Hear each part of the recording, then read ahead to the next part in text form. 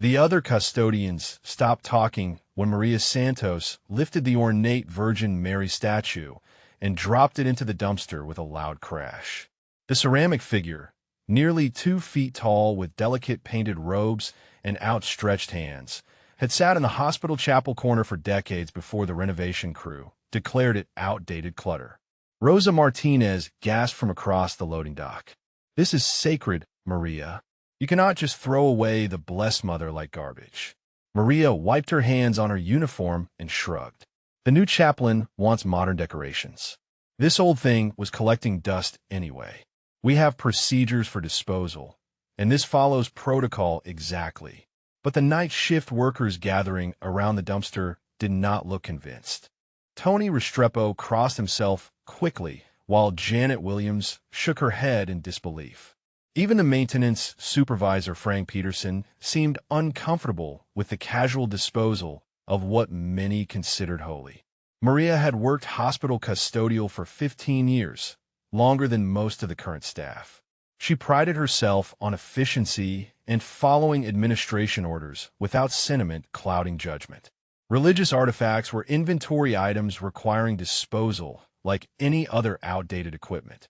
The compactor truck arrived at dawn, but the hydraulic system failed the moment the operator tried to compress the dumpster contents. Frank Peterson called maintenance 3 times, each repair crew reporting the same impossible problem. The machinery worked perfectly on every other dumpster, but seized completely when approaching the one containing the Virgin Mary statue. Maria watched from the staff entrance as the 3rd technician scratched his head in confusion. The compactor blade stopped inches from the discarded statue, electrical systems shutting down without explanation. When workers manually reached into the dumpster, they found the ceramic figure completely unbroken despite the heavy items thrown on top throughout the night. Word spread quickly through hospital corridors. Rosa Martinez whispered to anyone who would listen that the Blessed Mother was protecting herself. Janet Williams brought her smartphone to document the malfunctioning equipment, capturing video of the compactor failing repeatedly while operating normally everywhere else. By noon, small groups of hospital staff gathered near the loading dock during breaks. Some crossed themselves when passing the dumpster. Others dismissed the mechanical failures as coincidence, but their voices lacked conviction. Maria felt dozens of eyes watching her as she completed her rounds, conversations stopping when she entered rooms. 3 days passed, but rain fell everywhere except the loading dock area. Patients and visitors noticed water collecting in perfect circles around the dumpster while the statue remained completely dry. Security cameras captured footage that left the technical staff speechless. Bright light emanated from the dumpster at exactly midnight, illuminating the Virgin Mary figure in ways that defied the overhead lighting system. Maria's cleaning equipment began malfunctioning. Her floor buffer sparked whenever she approached the loading dock. The automatic doors refused to open for her near that section of the building. Elevator controls froze when she pressed buttons while carrying supplies toward the dumpster area. Other staff experienced no mechanical problems whatsoever. Hospital employees started whispering that Maria was being marked by supernatural forces. Rosa Martinez openly declared this divine intervention, organizing prayer circles during lunch breaks. Tony Restrepo brought rosaries to work, encouraging coworkers to pray for Maria's soul. Even the usually skeptical Dr. Patricia Williams admitted something unexplainable was happening. Maria found herself eating lunch alone. Former work friends avoided eye contact in hallways. The night shift supervisor transferred her to different floors, claiming equipment concerns. She felt invisible judgment following her through every corridor, every room, every moment of her shift.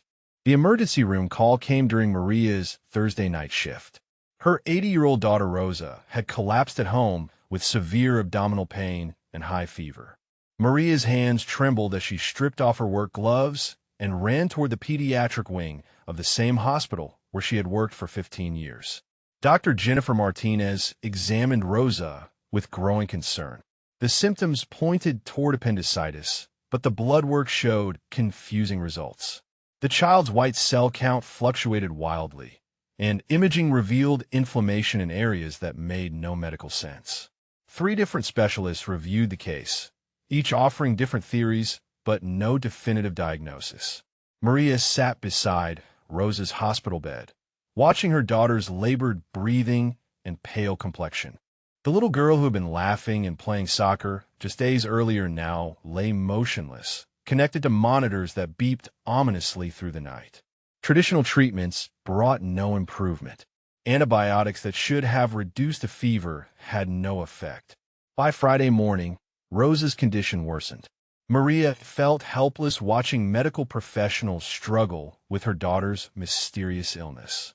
The same efficiency and practical problem-solving that served her well in custodial work meant nothing when faced with her child's unexplained suffering. Every medical explanation led to more questions, more tests, more uncertainty about Rosa's survival. Rosa's fever spiked to dangerous levels by Saturday evening. Dr. Martinez called in the pediatric intensive care team as the little girl's breathing became increasingly labored. Maria had not slept in 48 hours, maintaining vigil beside her daughter's bed while medical staff ran test after test with no clear answers. The attending physician spoke gently about preparing for multiple outcomes. Rosa's mysterious condition showed no response to conventional treatments. Her small body was fighting something that defied medical understanding, and the hospital's best specialists admitted their limitations in helping her recover. Maria's sister Carmen arrived with other family members, their faces reflecting the same fear that consumed Maria's thoughts. For the first time in years, Maria found herself unable to control or fix the situation through sheer determination and hard work. Her daughter's life hung in balance while she sat powerless, watching monitors that seemed to grow more alarming with each passing hour. Former co-workers began stopping by Rosa's room despite the recent tensions. Janet Williams brought flowers and offered quiet prayers. Tony Restrepo left a small cross on the bedside table.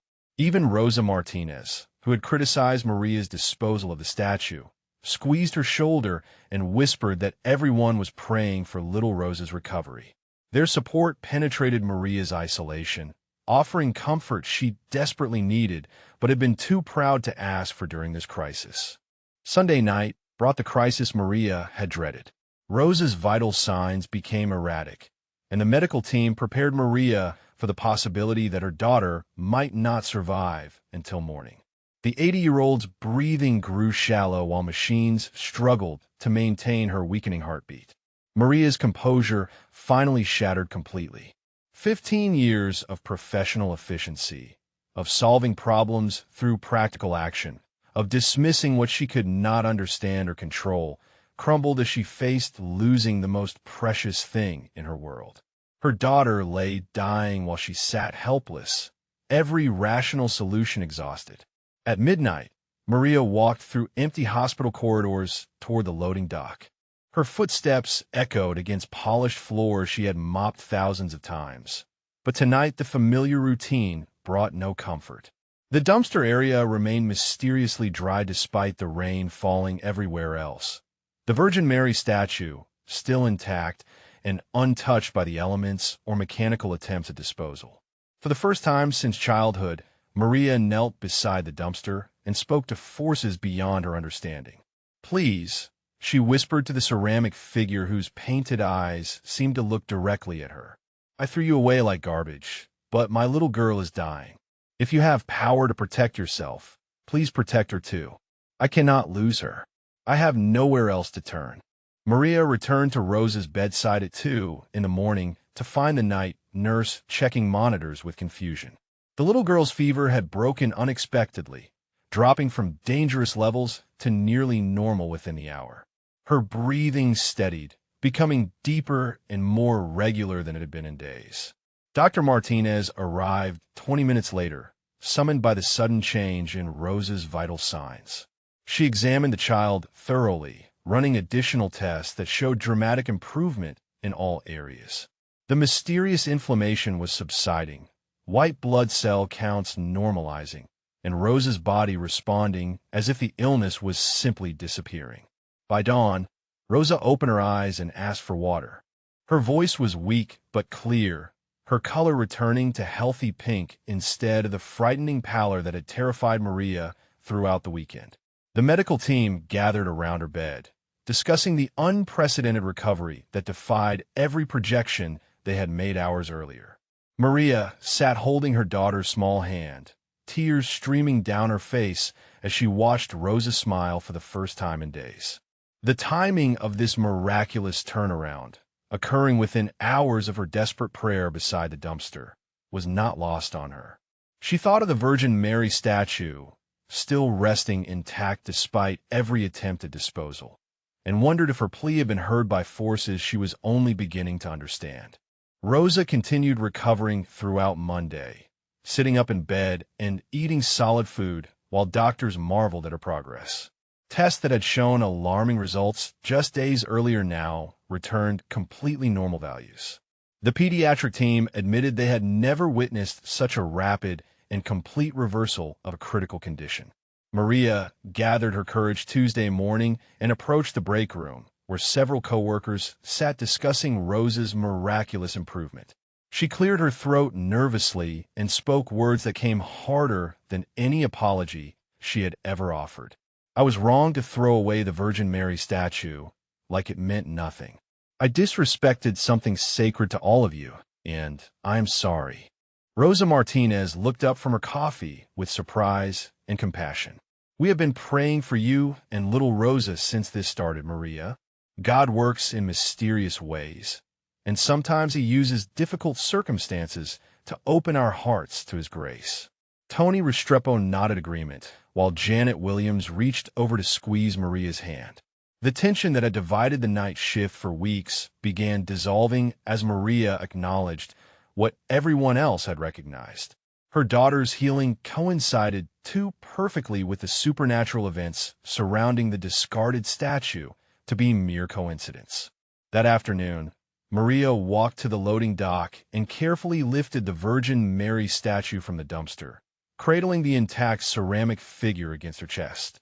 Rosa was discharged Friday morning with a clean bill of health that astonished her medical team.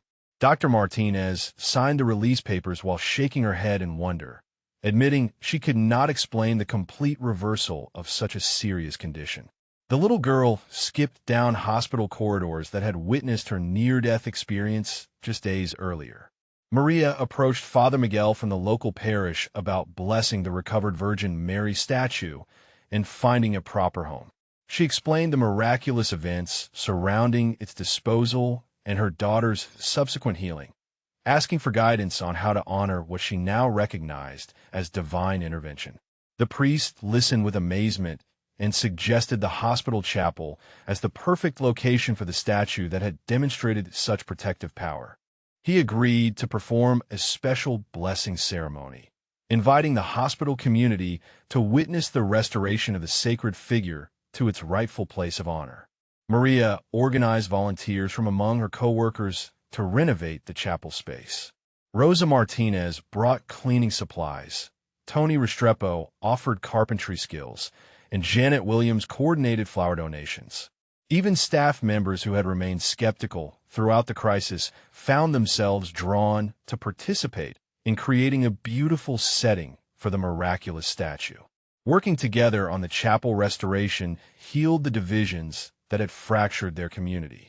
Former tensions dissolved as everyone focused on the shared project of honoring the sacred presence that had protected one of their own. The chapel blessing ceremony drew hospital staff from every department.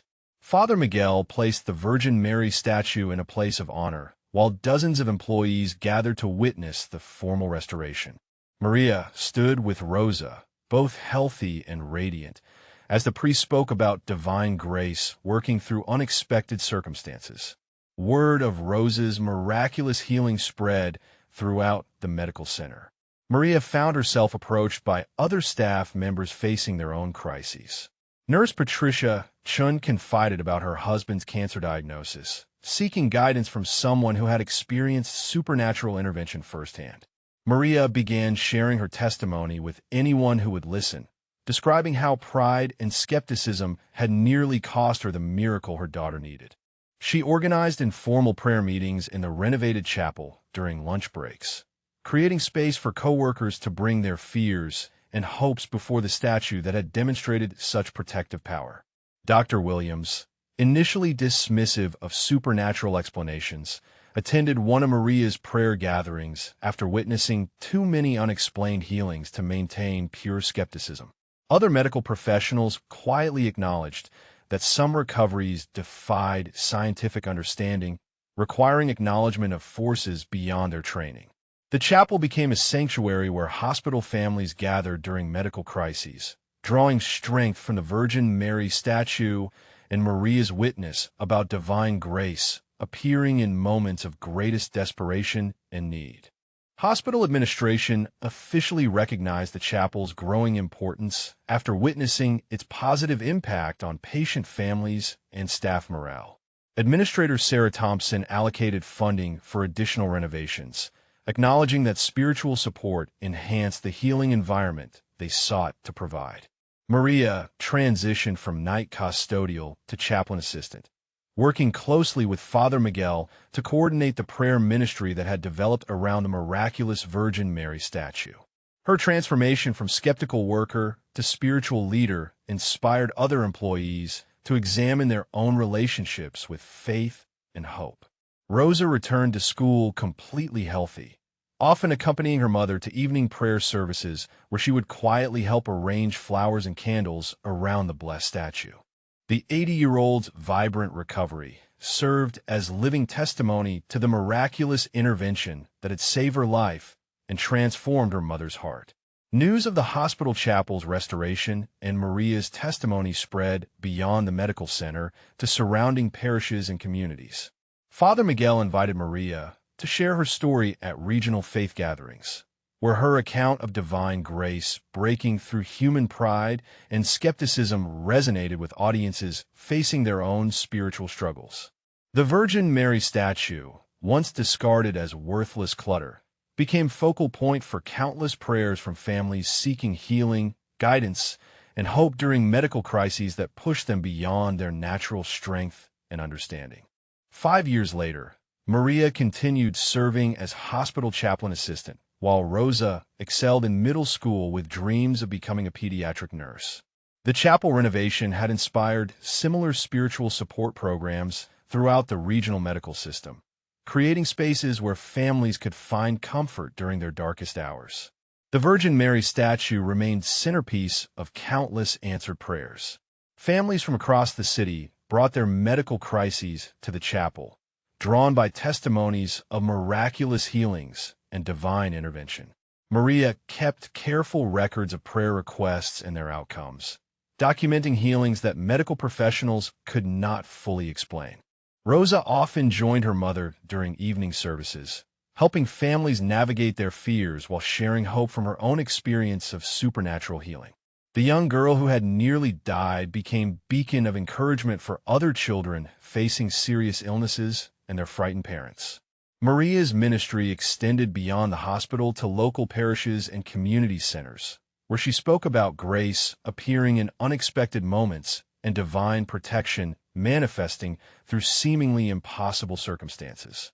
Her transformation from skeptical custodian to faithful witness inspired others to remain open to miraculous possibilities. Have you witnessed grace transform someone who seemed beyond hope, or experienced healing that changed everything? Share your story of divine intervention in the comments. Tell us about moments when your community came together to protect something sacred or witnessed miracles that strengthened faith during impossible circumstances.